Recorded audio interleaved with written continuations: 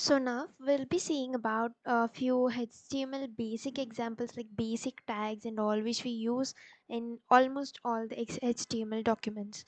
So firstly, in all HTML documents must start with a document type declaration.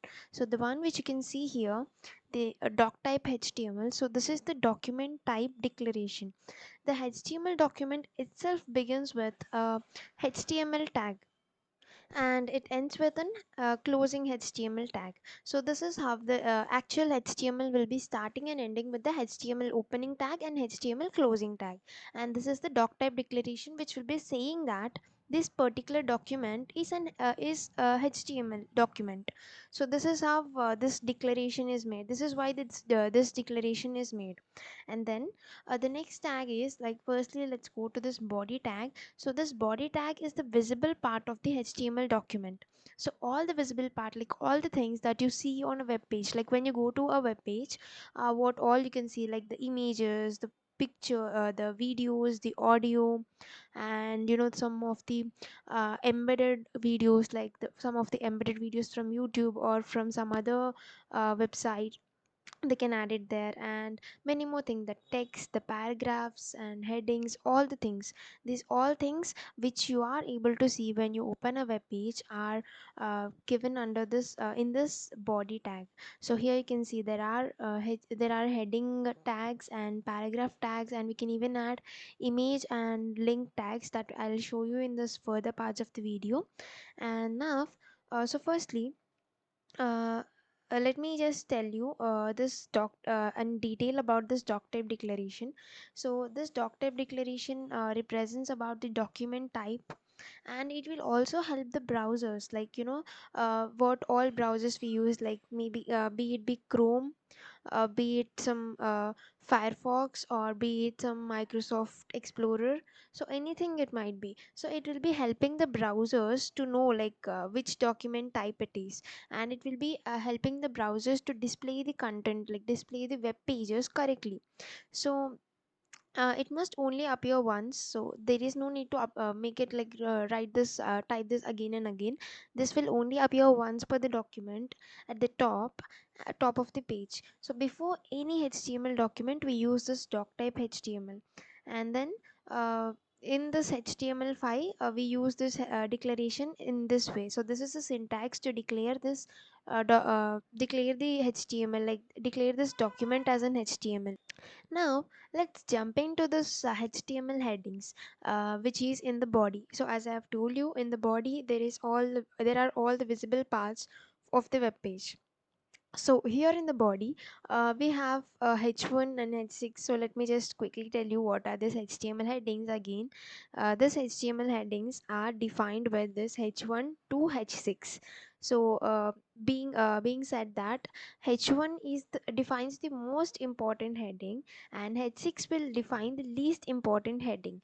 So I'll just visually show you how this works, this h1 to h6. So let me just take one more tag, that is h2 tag. So this will be my second heading. This will be my second heading, and let's close this. And also let me just take, like you can even take h3, h4, h5, h6, but I'll just show you h4 one. So this will be my fourth important heading, and I'll just show you h3 and h5 also. I'll quickly add them. So let me add this here to show you the difference between H1, H2, H3, H4 and H5 and H6. So we have added this like H1 to H6 settings, and I'll just show you the difference between how these works. Firstly, let's save this by using the Control S.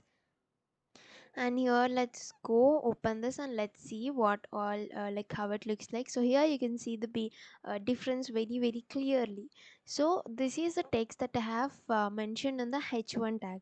So you can see that this heading is appearing to be more in size, and also this is like, it looks like it gives the importance value of this heading. Like let's say you have some main heading, and in it you want some subtopics, so you use the second heading. For the main heading you use this. For the second heading you use this, and in that if you want to give some more headings which is less important than this second heading, you use this h3. So in this way you can just give importance to your headings in the text. So this is how it works. Like you can see the size of this heading is decreasing when you go down. This is for h1, this is for h2, h3, h4, h5 and h6. So this is how these h1 to h6 tags work. And now let's look at the other basic tag of this HTML, that is p tag. So this is the p tag, and usually in HTML paragraphs are defined with this p tag. So here you can see in the p tag I have given like some text, like I'm saying that this is my first paragraph, and this other in the other p tag I'm using this another paragraph one. So in this way you can just add all your paragraphs in to your web pages. We have just seen this. I'll just show you again. Yeah, here you can see. So this is how your paragraph text looks like. So here you can, I just added only these three words, but you can add like all the paragraphs in this p tag. So this is how we use this. We give the paragraphs to the web page using this p tags. And then now we'll see about the HTML links. So in the HTML, the links are defined with a tag. So why do we need links? Like it's like when a person visits your web page, you want to link something. Like if you want to link to another web page from your web page, how can you link it? There are many uses of this a tag which will be knowing in the coming parts with examples, and with practice we'll be getting to know how to use this a tags, p tags and h1 to h6 tags and other tags which will be coming in the further parts of the video. So now a is the tag, and href is equals to, I'll just tell you explain you this all. Firstly let me just show you how this works. Hi, and let me just close this tag. Okay, so firstly this is the a tag. This is the starting of the a tag, this is the ending of the a tag. What is this href? Href is the link's destination. So we specify the link's destination in this href. This href is called as an attribute, and in this attribute, in this particular attribute, we need to give the destination of the link's destination. We need to give like where this will be taking the particular the person who click this, where it will be taking him or her to, like the destination or the link. So let me just go here, and we'll just go to some page. So I am on Wikipedia, so I just want to link the particular a tag to my Wikipedia. So I'll just copy this, and then let's go back to the editor, and I'll give my destination here. So this is the destination where the user have to be has to be taken when they click on this particular text.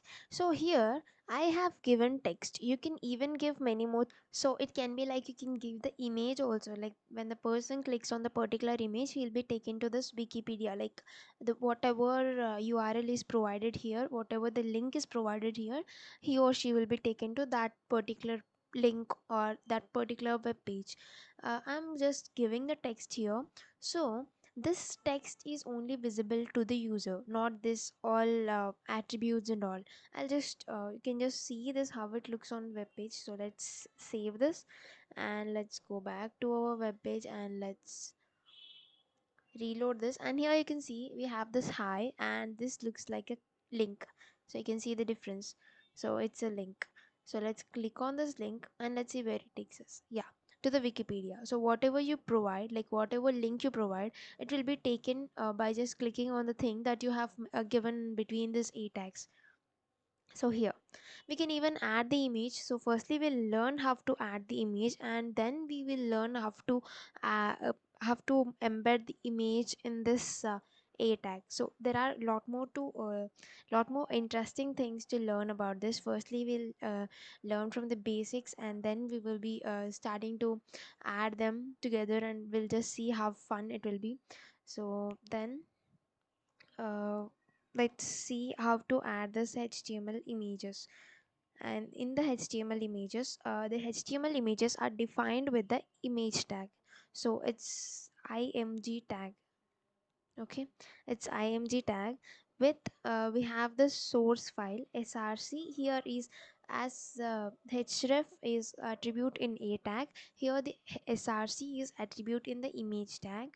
So we need to give some source here, and then we have alt, that is alternative text. So we need to give some alternative text here. So I'm just leaving this blank for now. And then width, so the width of the image, this is also an attribute. And also a height, so this will be also an attribute of the image.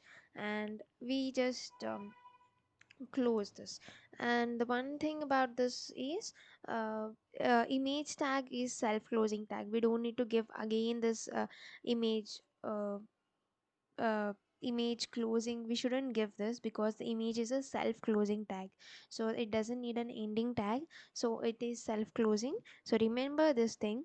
So image is self closing tag. And here let me just tell you like have this source alternative text width and height, how we need to give this.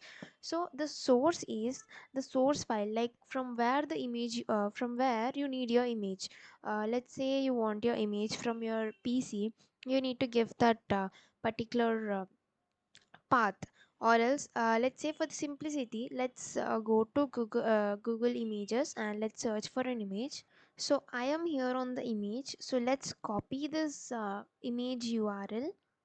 So I just gave some two quick examples here to explain you about this alternative text and also the source file.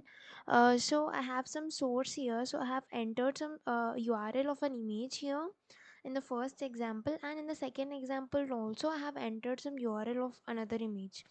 And let's see, nextly, alternative text. What is an alternative text?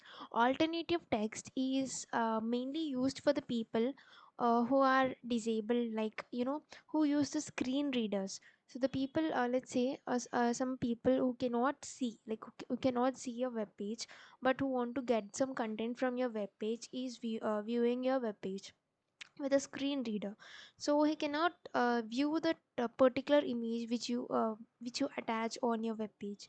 So this alternative text will just tell him what image it is. So I have given some book image it is, and it will be telling him. And if at all, in other case, if at all a person is viewing your web page, and due to some issues, if the image fails to load, then the person can see this alternative text. So if at all the image loads, the particular visitor to your web page couldn't see this alternative text. If at all it doesn't load, then he can see this alternative text and he'll get to know that what image is that. And this width and height doesn't need any explanation. So this is the width for the image, and this is height of the image. So we can just give whatever height we want and whatever width we need. And in the second example, again I have given some source file. This is from Google Images, I have taken them. And then uh, in the alternative text, so this is a peacock feather. So let me just give this alternative text to be peacock feather. And my width, I want this width and height to be 200 and 250. And let's save this and let's see what we get. So yes, so let's reload this, and you can see I got my peacock image with the width and height that I have given, but I couldn't get this book image. So this book image is unable to load. Like I couldn't. The image is not loading for some reason on my PC, or whatever reason it might be. So I can see this alternative text which says that the book image it is. So it is the book image. So this will help the users to know when the images doesn't load, or it will be useful when people use the screen readers to get this information from your site. So this alternative text is useful and it is optional of course, but using it will make your web page more readable to users. So let's get back to the editor. So this is how it all works, and you can even change the width and height according to your needs. So have you ever seen a web page and wondered, hey, how do they do that? Have you ever wondered? So let me just tell you, yes, if you want to just see this website, and if you feel like how did they do all these things on the site, so you can just right click on the page. So here I just right click on the page and click on this inspect. So using this inspect, you can just see how this page is made of. Like you can see what all they use to make this page, like HTML and CSS. You can just go through it and you can just explore how did they do this web page, and you can even edit this. So isn't it awesome?